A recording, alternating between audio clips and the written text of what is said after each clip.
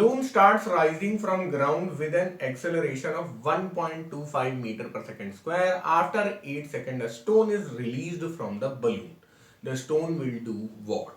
ठीक है, तो पहली बात तो ये समझ लीजिए कि बलून को 8 सेकंड ऊपर जाने में 8 सेकंड ऊपर जाते हुए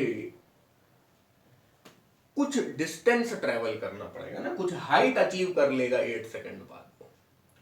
और जब तक वो ऊपर जा रहा है वो 1.25 मीटर पर सेकंड स्क्वायर से जा रहा है। ठीक है, बलून में जो भी एनर्जी है, जैसे भी अब थ्रस्ट से ऊपर जा रहा है, जो सोर्स है वो नहीं पता हमें, but acceleration in the upward direction is 1.25 metre per second square. पहली बात तो हम लोग यही समझ लें कि यार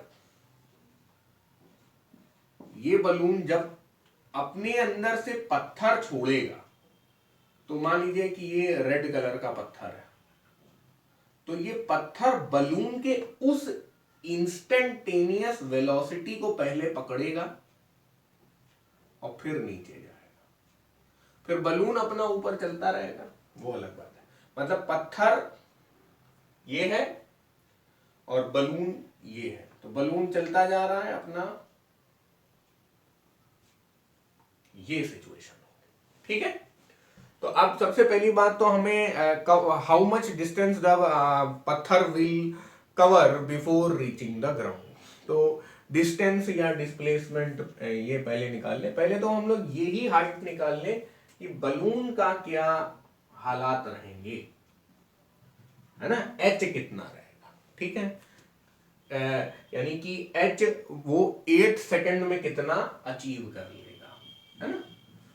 H is equal to u t plus half g t square. लेकिन यार राइजिंग फ्रॉम द ग्राउंड, तो रिलीज फ्रॉम रेस्ट हमें मान के चलना पड़ेगा कि बलून के पास कोई इनिशियल वेलोसिटी नहीं थी, यहाँ कहीं लिखा नहीं है लेकिन यही मानिए 10 है, 8 सेकंड लिया उसने, और क्या जी हम 10 लेंगे? नहीं भाई, वो अपने एक्सेलरेशन से चल रहा है, तो ये ए होगा, है ना, ये ए होगा, तो ये क्या हो जाएगा 1.25, so this becomes 1/2 into 1.25 को मैं 5/4 लिखना पसंद करूंगा। तो अब कुछ चीजें आ गई यहाँ पे, 2 4 का 8 यहां से कट जाएगा, तो h is equal to 40 metre है। ये 40 मीटर क्या है? 40 मीटर देख के तुरंत 40 वाला आंसर नहीं टिक कर देना है।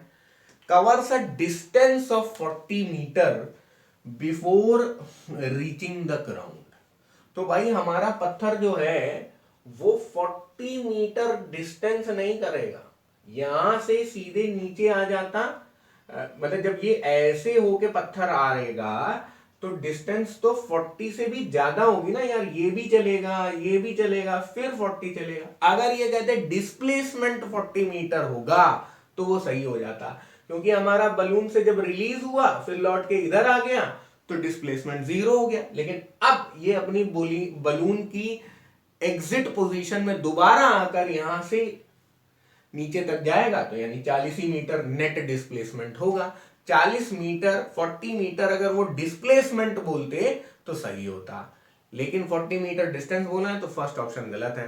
Have a displacement of 50 metre, तो यार अब हम जब 40 मीटर डिस्प्लेसमेंट बोल रहे तो 50 मीटर डिस्प्लेसमेंट थोड़ी ना सही हो जाएगा, तो 1 और 2 दोनों गलत हो गए।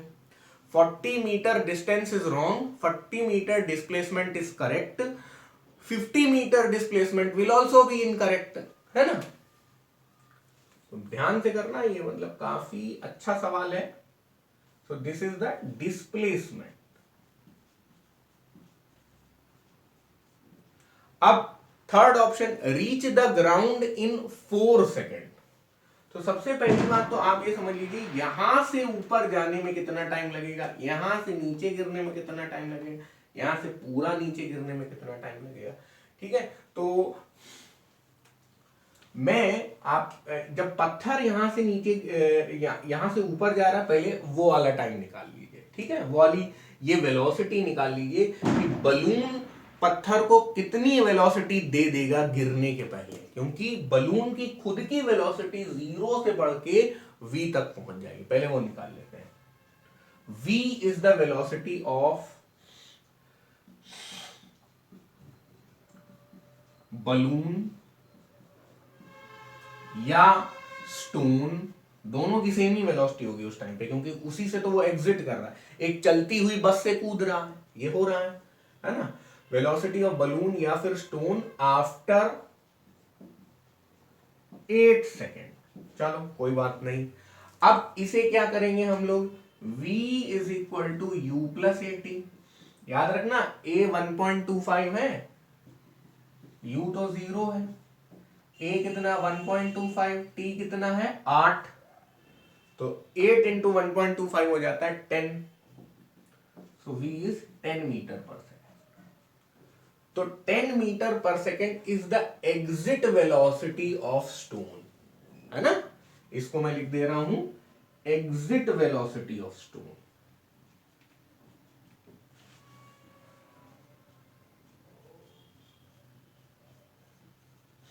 अच्छा, ये भी कर लिया हम लोगों ने। अब 10 से वापस 0 कितने टाइम में लगेगा। वैसे काफी लोग इसको डायरेक्टली भी कर लेते हैं, डायरेक्टली वाला भी मैं बता दूंगा, लेकिन कभी कभी ये पार्ट पार्ट करने का भी फायदा होता है, सवाल वहां पे भी छुपा रहता है, तो दोनों तरीके सीख लीजिए।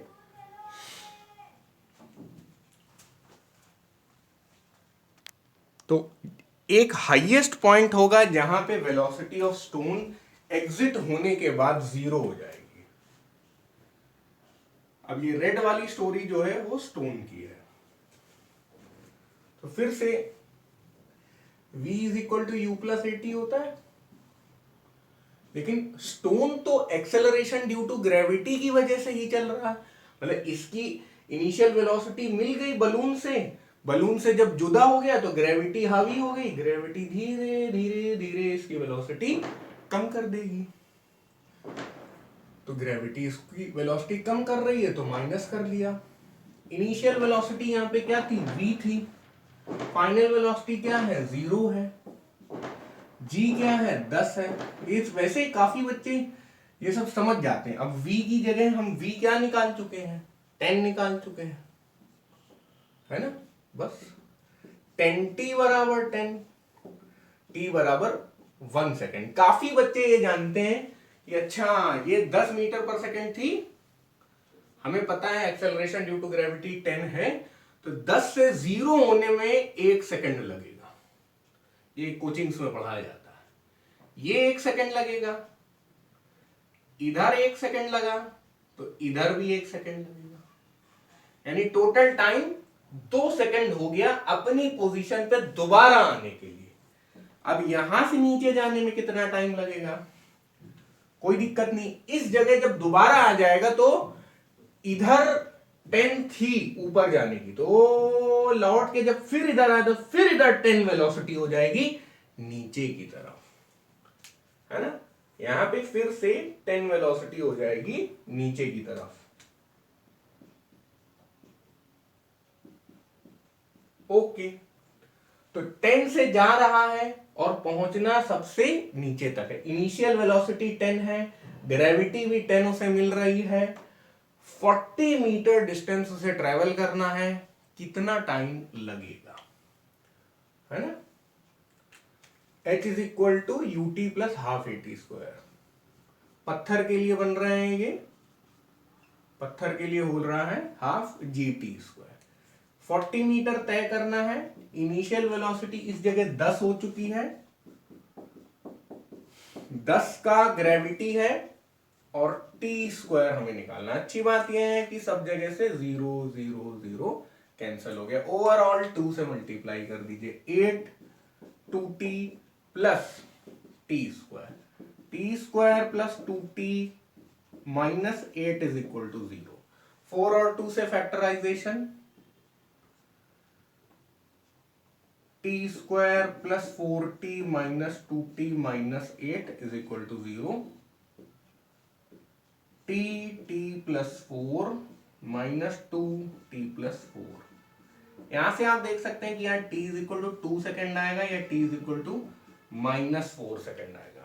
तो हम लोग तो पॉजिटिव टाइम में इंटरेस्टेड है 2 सेकेंड, यानी कि 1 सेकेंड यहां लगा, 1 सेकेंड यहां लगा और 2 सेकेंड यहां लगा, टोटल 4 सेकेंड उसे लगे। तो कौन सा ऑप्शन सही है? Option number 3। अब एक तरीका और है कि ये 4 सेकेंड सीधे ही आ जाए। चलिए उस डायरेक्ट मेथड को भी अब करते हैं।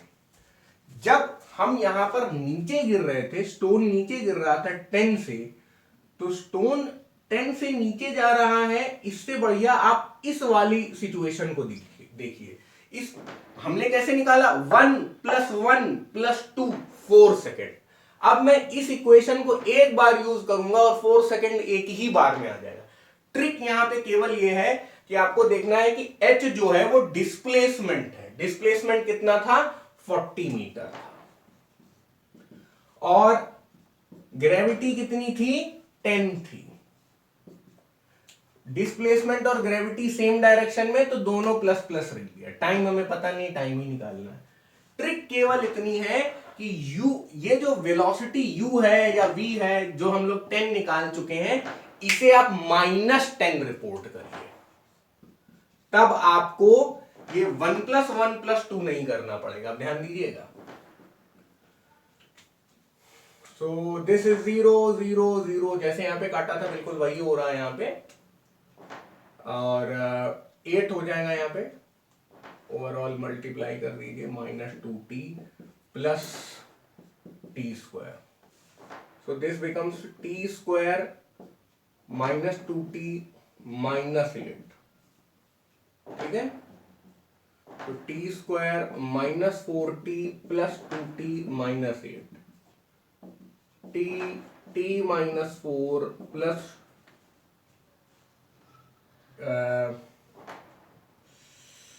2t -4। ठीक है ना भाई? यहां से आप देख सकते हैं t + 2 और t -4। यहां से आ गया t = -2 सेकेंड और t = +4 सेकेंड। तो अब देखिए माइनस प्लस का क्या मतलब है। इस जगह जब है तो ये -2 सेकेंड यहां से ले रहा है और 4 सेकेंड ये वाला ले रहा है।